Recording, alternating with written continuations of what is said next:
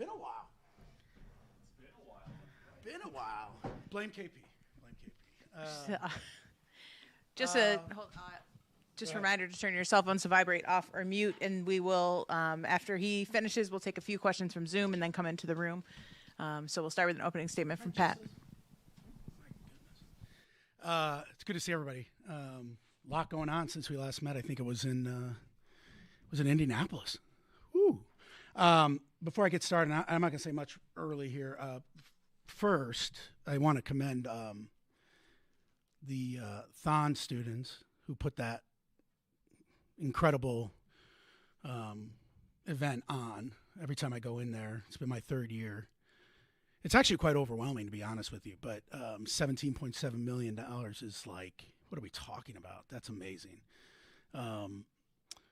Being on the recruiting trail or the fundraising trail right now to see what they do in a year. And the dancers, and I just want to make sure that I just thank them for what they do for so many people. It kind of puts what we do in perspective, really. But that was awesome. And then the other thing, and I'll kind of start with our stuff. Everybody talks about Beaver Stadium and football and all that, but I just want everyone to be aware of what's happening outside of our football program and the success, and obviously women's volleyball, the success. As of last week, we had 10 teams ranked at the top 25, obviously with our wrestling team, which is the best in the world. But there's sports that I don't think get any TLC. Men's fencing ranked 7th. Our men's gym program ranked 7th. I think they're poised. I think both those programs are poised to win national championships. I mean, women's hockey has been awesome, and going for the regular season, but going for third straight conference championship in the tournament. The boys and men's lacrosse this weekend against Navy, it was great. Women's fencing, another one that, to win national championship in fencing, you got to have men's and women's together, and they're 15th. I mean, these guys in here take down Michigan State, number 1. I don't think Michigan State lost a Saturday game or whatever. I'm so proud of them to battle back to where they are. They're ranked 18th. Pav and the boys 19th. Men's volleyball, men's indoor track. Keep an eye on that program, please. They're ranked 20th in the country, and then women's gym 25th. And they beat the Buckeyes this weekend, who are ranked 22nd. I think it's important that everyone understands what's going on. I know it's hard to look at all of those programs. I think we're like 11 or 10 every week ranked in the top 25, which is pretty awesome. And poised for even more success. We're not satisfied with that, but I think that's important to notice. So with that, let her rip. What do you got? On Zoom, use the raise your hand function. We'll start with Rich Scarcell, and then we'll go to Audrey. Good morning, Pat. How are you? I'm good. How are you? I'm well, thanks. Pat, how do you think Penn State football is positioned with regards to NIL money and outside contributions, donations, compared to the other top programs in the country? So how about we change the narrative of NIL? It's marketing now. It's marketing dollars. I think with the new rev share and the 20.5, obviously we're going to invest the 20.5, and then it increases 4% every single year after that. I mean, we're doing that. I think from what people think the traditional NIL piece, I think we're where we need to be. Look, you got to continue to do what you got to do. But in this new system, you're going to have to show fair market value. And this is where the power of Penn State is a huge asset. Because fair market value for the starting quarterback at Penn State is pretty good. And we've got to lean into that and with our business partners. And so that's the kind of the new world of name, image, and likeness. And, that's what we met with a little bit about at the Big Ten and the SEC meetings, is understanding how this new world's going to live. I will say everyone is discussing the 20.5 and the rev share. One of the biggest pieces to the House case is pulling the restriction of scholarships off. That's huge. That allows us to offer scholarships to all of our athletes if we could afford it. But as we're out there raising money, we're trying to let people know that as important as the 20.5, and that gets all the headlines, I get it. But do know that the greatest wrestling program in the world has 9.9 scholarships as we sit here today. So let that sink in for a minute. And so we have the ability now to not only help our teams in the space of rev share, but also put a lot more of our student athletes, if we do it right and we raise the right amount of money, on scholarship. And that is a huge advantage for us. So I feel really good where we're at. We always can be better. I'm a competitor. I want to be the best in the country, but I think the new landscape is changing the way that's going to play out. Audrey and then Woogie. Hey, Pat, how are you? I'm good. I wanted to ask about the 20.5 with regards to wrestling. Rich kind of teed me up for that. I was talking to Kale last week, and he said that he's pretty sure that they're not going to have 30 scholarships, and kind of across the sport, obviously, that the roster cap is going to impact a lot of wrestling programs.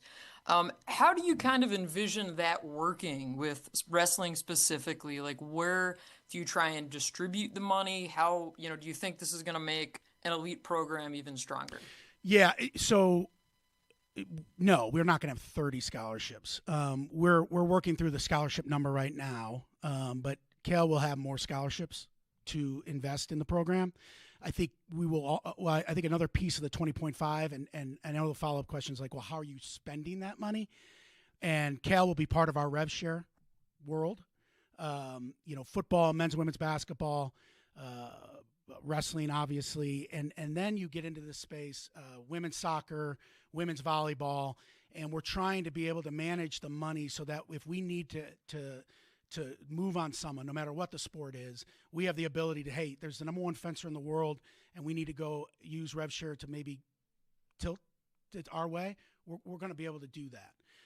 But in relation to Kale and wrestling, we're I always tell Kale, we're going to do whatever we need to do to give you all you need and the resources you need. I don't envision any.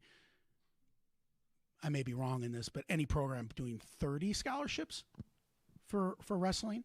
But we're going to give Kale what he needs. And I can tell you that we've added scholarships for him in the future. Mark Wogenrich, and then we'll go to Johnny. Hi, Pat. How are you? I'm good. How are you?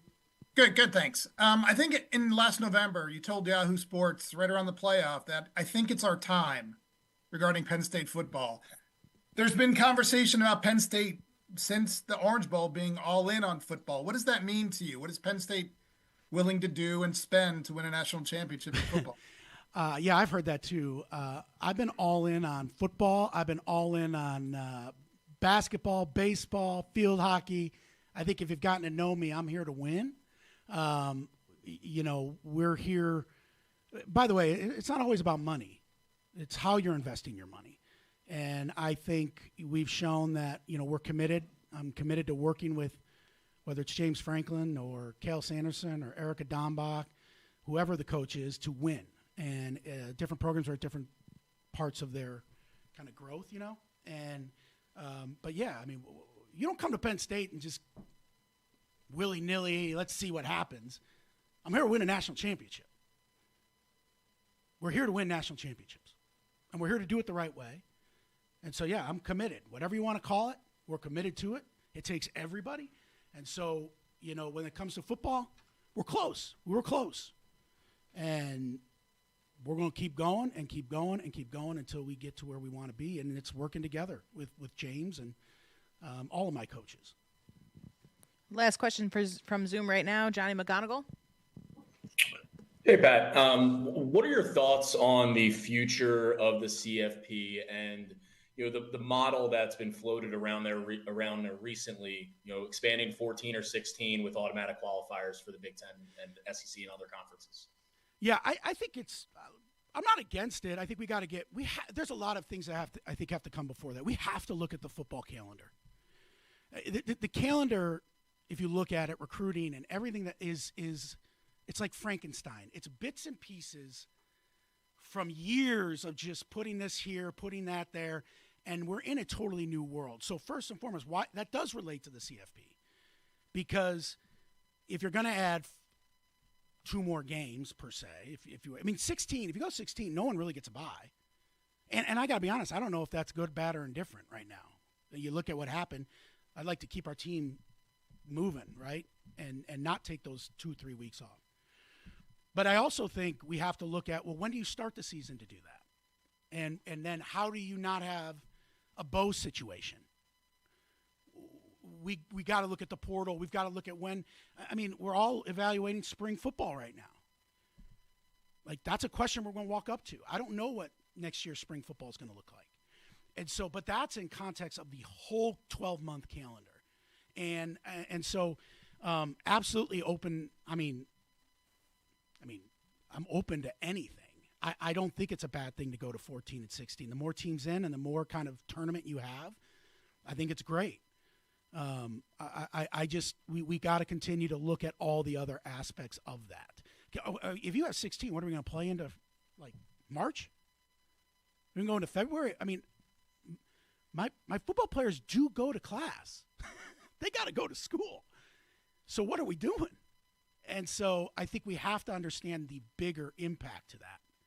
And I think looking and evaluating, do you move it up to week 0 maybe? And you start playing there? Do you do an OTA style? I don't have the answer, but I do know it's being discussed. I think it's looked at.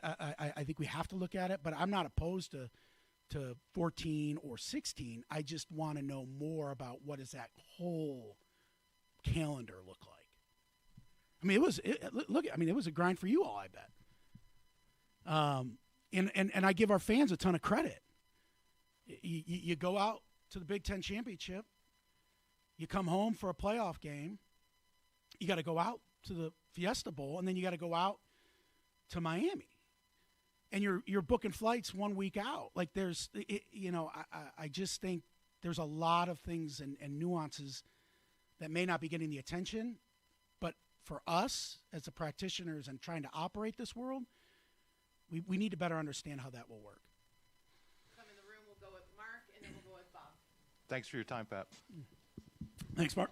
Hey, we're at the point now where football coordinators are making as much as head coaches were making a few years ago. You're a numbers guy. You just don't throw money to spend money. Can you explain the value? Because people see some of these numbers and they're like, wow. I mean, this is kind of eye-opening. Yeah, no, and I get it, and so am I. I remember I actually went back to, like, look what the coaches who were coaching me were making, and woo, we're in a different world now. I know everyone's the loaded Jim Knowles question. Look at, you go get the best. I'm going to go get the best coordinators we can, because I think you need to understand the coordinators set the tone. It's James' team. James is CEO. And I think James has done a masterful job of building the best staff in the country. And they are getting, you got to pay market, right? And I think when we get down and you look at the numbers, they are, but we can afford it. We can go and do what we're going to do. Why would I shortchange it? You got a chance to go get the best corner. I think we have 2 of the best coordinators in the country. And the way this world is now, the head coach truly is James has to deal with so many new things in the last 3 years. You got the portal, and you've got players, dealing with so many different elements of life now, real money. And I think you've got to have I believe you have to have a strong of leaders in the offense and the defensive room to help give you the best chance to succeed. And we don't make those decisions lightly. But for me, it was a no-brainer with Jim Knowles. And I think he's already had dividends and paid off in this. But, we're going to give ourselves the best chance to win. And we're going to do it any means necessary to do that. And we're going to do it the right way. Pat, how are you? I'm good. Hey, listen, you mentioned it twice, the best wrestling program in the world. Yeah. I wanted to ask you about Kale. Just you've had a chance to watch him now a couple of years. You can barely contain yourself at matches. I think it's kind of fun watching you watch him and the wrestlers. But I wanted to get your opinion on what do you think separates this guy from everyone else? Because not only are they winning, they're taking teams apart. Yeah, that's a great question. I get asked that by everybody. And I get asked that by not just alums, but elite football coaches, basketball coaches. He is one of one. He's a unicorn, we would say, in our world. But Kel is it's Kel. Please no, I'm not taking anything. It's Casey. It's Cody. It's that entire organization and how they run, and they make the most important. Everyone kind of hits us up when our athletes get and they speak in front of after they went, like, this is just one of the things I do. That's real. He recruits amazing young men who understand and are fully committed to being the best. And Kale does it in a way that is so special and unique. It's not what people, you think you come into a wrestling program, it's like fire and brimstone. No. Take care of your person first. Take care of who you are and bring people who understand that and who love to wrestle. And then we're just going to get better and better and better along the way. And it sounds simple. But the culture that he builds in that building, that Casey builds and Cody, like that unit builds, there's nothing like it. And yeah, I mean, I am the worst to have around them because, like, here, I'll go to Big Tens and Northwestern. I'll be nervous. I'm already nervous. But what I learned from them is you do the best you can in everything you do. And at the end of the day, it happens, you move on. And they are all like that. And he is just, he's done more, I think, for me. And I'm not just saying this, people say that, but like just watching them and to take a deep breath and understand he keeps the main thing. Man, that's special. And so I try to tell our coaches all the time, go talk to them. Because you think it's something different than what it is, but it really isn't. You guys watch him, like but he's that whole group. Let's just get to the core. Amazing people, great fathers, great leaders, and they get that culture to buy in and be exactly who they emulate. I'm like, God. And they don't complain about a thing. I mean, everyone knows, it's no joke. Kale walked in there and wanted $100 million. I will fine you $100 million, Kale. But the reality is it's opposite to that.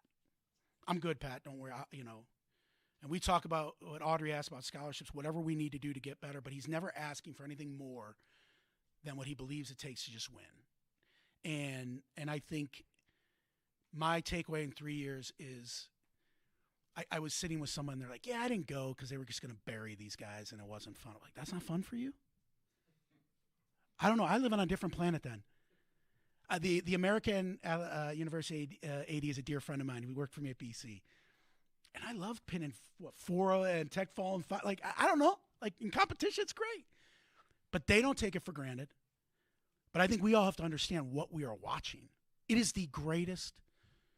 It's not even a dynasty. It's better than what anyone has done in college sports and maybe in all sports because the Big Ten is loaded. And we're going to continue to do that as long as we can. And but I'm sorry, long-winded, but he's just one of those people that thinks at a different level in all the right ways. Hey, Pat. Hey, bud. We've talked about the men's basketball program in the past with you, and I think you said back in July at Big Ten Media Days that the expectation evaluate the job Mike Rhodes has done and kind of the struggles of the team this season. Yeah, look at it. It's still the have you given up on him, John? I mean, come on. We still got tournament. We got to win these games. I'm proud of them the last two games. I think. Look, Mike's done a remarkable job. I told him the other day after a tough loss. I went in and talked to him more as a therapist, and I said, Mike, look at the expectations that he has built to go to the tournament every year is a step forward. I don't know if that was the case all the time for Penn State basketball, and you guys have seen him. No one's more frustrated and bottled up like Mike is right now. And I'm not making excuses, and he wouldn't either. Like, we got to get better, but I'm not looking for a quick fix. I'm looking to do this the right way. And John, we got to build depth. You're playing in the Big Ten. It is physical. It is a tough conference, and guys can't play 40 minutes a game.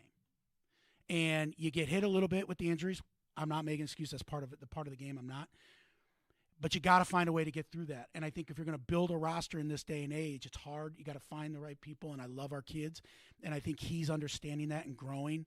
I had a meeting. I remember the year before at Michigan State where they blew the doors off us. I was like, welcome to the Big Ten.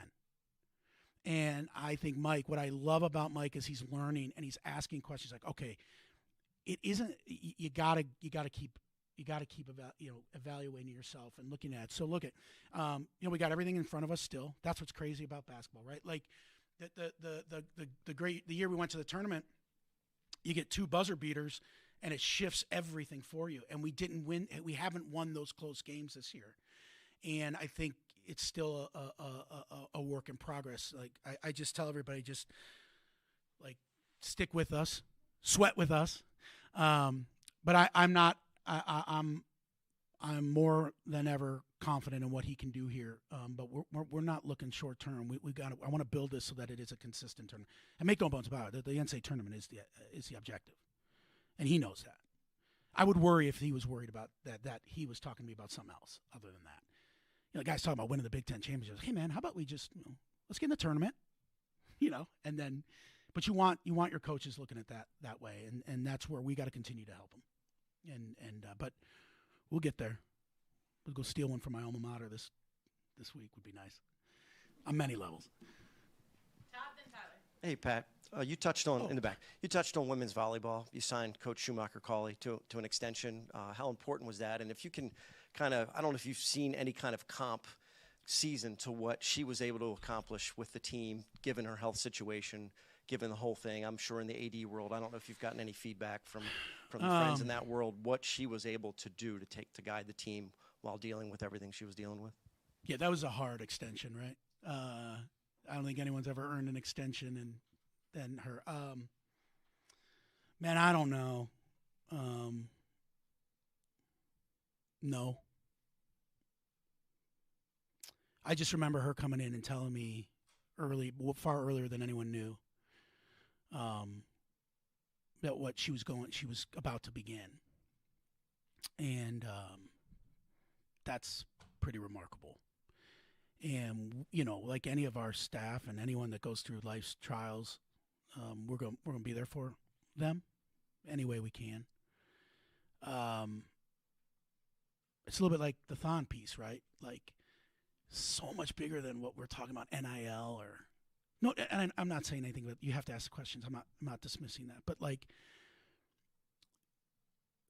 I just watching it from afar, and I don't know if you all can understand how difficult that was for her. And her fight's not over. And we're going to continue. I told her actually the other day, we're going to keep fighting and keep fighting and keep fighting. But I thought, no, I have never seen anything like that. And the team, I remember being in the locker room after the Pitt loss early. This was before all this. And they, it's like, all right, let's get back up. We'll keep competing. And they never flinched. Nobody gave that team a shot at Nebraska when they had that. I don't care what you say. I mean, I was like sweating bullets. Holy cow. And go rewatch that game. Never did that team waver. When you have someone like Katie who's not flinching one bit about what was put in front of her and her family, there should be a Netflix movie about it. And I'm just so proud of those women and that staff. Never made it about anything other than themselves and the family, and made, we talk about Mike and them, no excuse. There was never an excuse. We're going to go and we're going to set the tone and we're going to just feed off each other. And so, it's what she did is I'll never forget it. Never. And then, her at Don this weekend is just emotional and thinking through it, and puts into perspective everything that all of us I know have been walked up to it. Grandmother had breast cancer. Cancer is it's all around us, right? And so I think she shed a little bit of light on it. And yeah, you can compete tough. And that's why I tell our athletes, you got to be tough. And that's the model right there. You know, she's got a little bit of Kale tendencies to her. Don't talk to me about it. She's got that Chicago shocker. We're both from Chicago, so but she's got that like, no. Let's just stay focused on the main thing. Like, no, we're going to keep the course. We're going to stay the course no matter what's going on. So, long-winded. I just her and her whole staff and Jess and Jeravish, the whole group, just relentless. It's pretty awesome. And the funny thing is, she probably don't want me to say this, but she was talking about a recruit. It was right after, and she was in another chemo session. I was like, hey, you can take it. I mean, we're good. Like, you don't. No. I got it. I need help with. So she's the best. She is Penn State.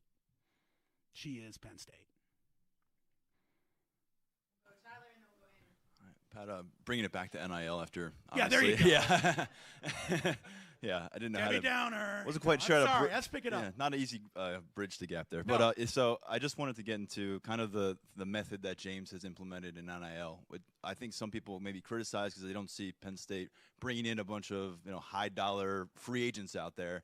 But then you look at the guys who decided not to go to the NFL draft, the guys who decided not to go in the portal, and clearly NIL is making an impact in roster retention. Can you kind of speak to striking that balance where you're not poisoning the well of your team culture, but you need some pieces, and you've got to be able to afford those pieces, and you got to take care of who's already here and put in the blood, sweat, and tears, and ultimately how you can kind of walk that line? Yeah, I think it's a really good question, and James would probably laugh if I said this, because he and I friendly banter about this new world since I've been here of NIL and the portal, and I think he has done it absolutely the right way. And I thought Ryan did a really good job at Ohio State, right?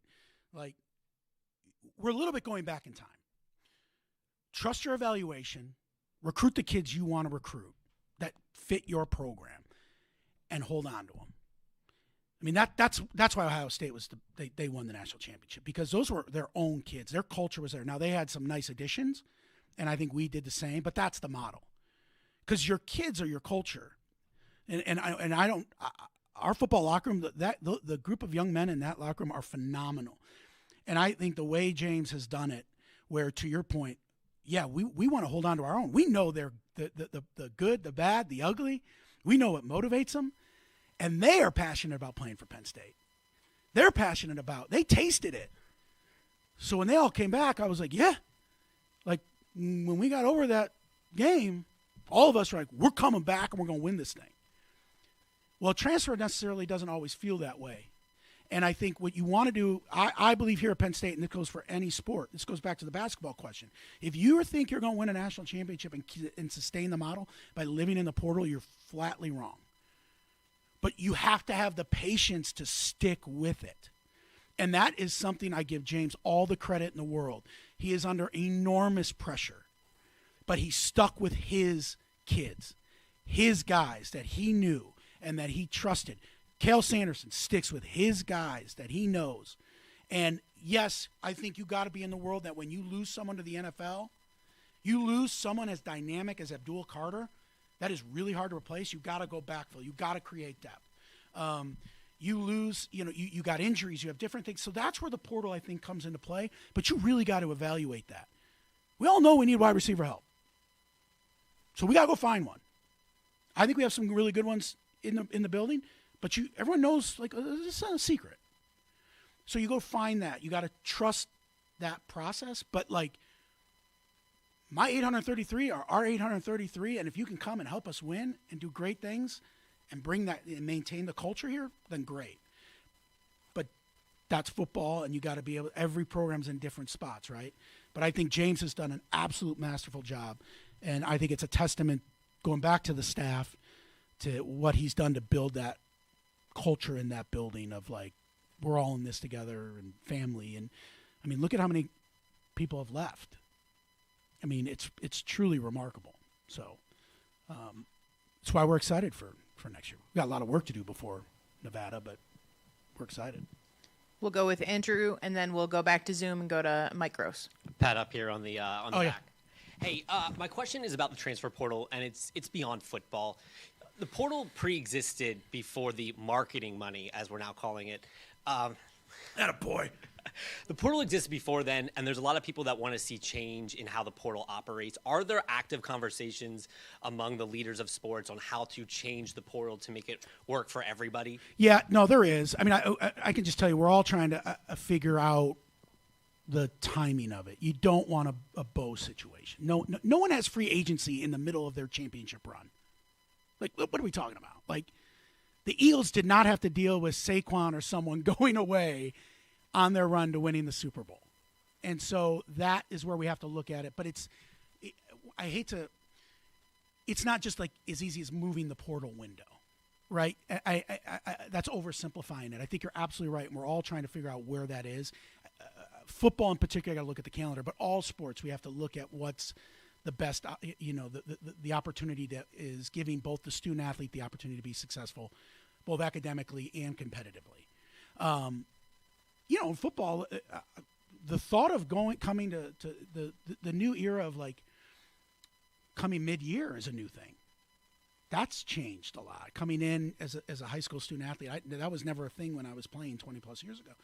And so once again, I go back to this Frankenstein Mountain. All these things have evolved and changed, and all of a sudden you just throw the portal in, and now you got to make a life decision when the people you love and and you're part of are competing for something that you so had a hand into doing.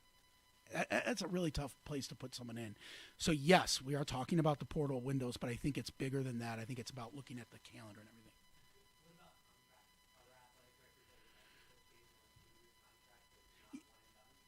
Yeah, I think, well, that's a harder conversation because if you put them on contracts, which scholarships are, well, what, am I going to go sue a kid for leaving? I mean, there's a myriad of reasons why they would leave, right? It's not necessary.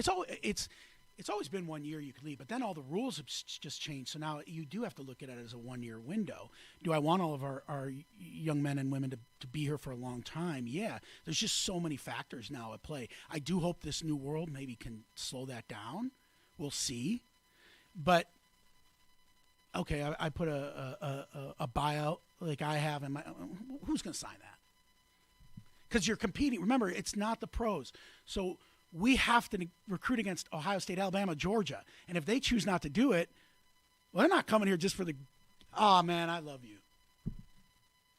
That's Pollyannic. And so we as college sports all have to come together and try to fix this I really do believe for the better of the student athlete and the program they're going to. Last two questions. We've got Mike Gross, and then we'll go to Greg Pickle. Hi, Pat. Hey. Sorry if I got in a little late, so sorry if this has already been covered. But a while back, James said that he would like to hire a general manager for football with an eye toward revenue sharing and, all that. So are you, to use James's favorite word, is there alignment among the whole gang about the idea of doing that? And has there been, and if so, has there been any practical progress toward that happening?